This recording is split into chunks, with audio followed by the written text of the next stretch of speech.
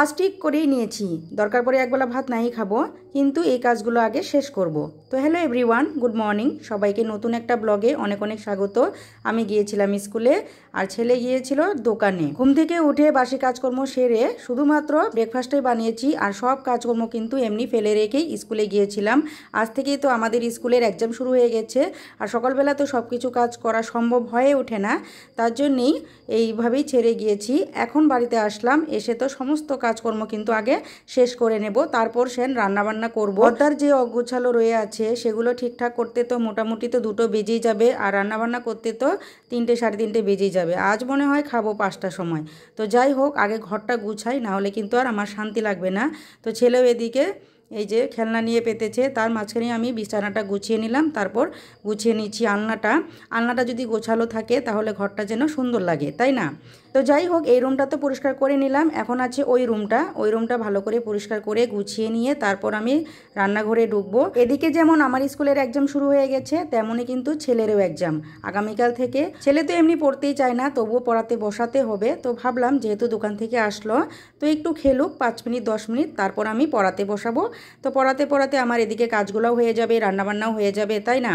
তো তারপর দেখুন, এই ঘরে আমি গুছানো শুরু করে দিয়েছি আর ছেলেকে বিছানাতে বসিয়ে দিয়েছি যে বাবা লিখো। আগামীকাল হচ্ছে আমার ছেলের ইংলিশ এক্সাম।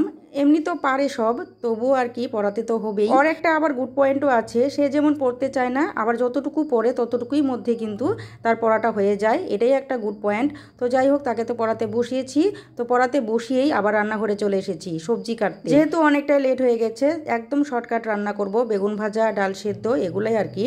তো এই যে সয়াবিন ভাজাটাও হয়ে গেল, বেগুন ভাজাটাও হয়ে গেছে। তো চলুন কমপ্লিট রান্নাটা দেখিয়ে দেই।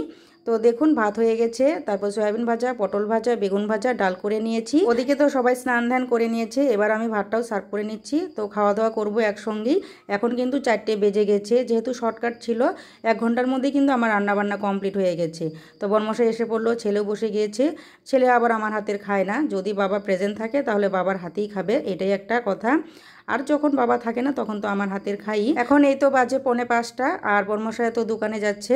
তো ছেলে আর আমি মিলে বর্মশাইকে বাই দিতে যাচ্ছি। তো একটু এগিয়ে দিই, তারপর তো আমাদের সন্ধ্যাবাতি দিতে হবে, ছেলেকে পড়াতে হবে, আরও হ্যাঁ ভিডিওর এডিটিংও আছে, আমি তো বিকেলেই করি।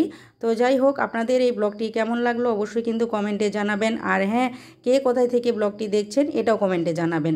তো এই যে দেখুন, আমি কিন্তু বাই দিতে চলে আসলাম, আর বাইরে কয়েকটা কাপড় আছে ছেলের, মানে স্কুলে যাবে, সেটা তো মানে বিকেল পর্যন্তই দিয়েছিলাম যেন হাওয়ায় বাতাসে শুকায়। তো সন্ধ্যা লেগে গেছে পুরোপুরি, আপনাদের কাছ থেকেও বিদায় জানাচ্ছি।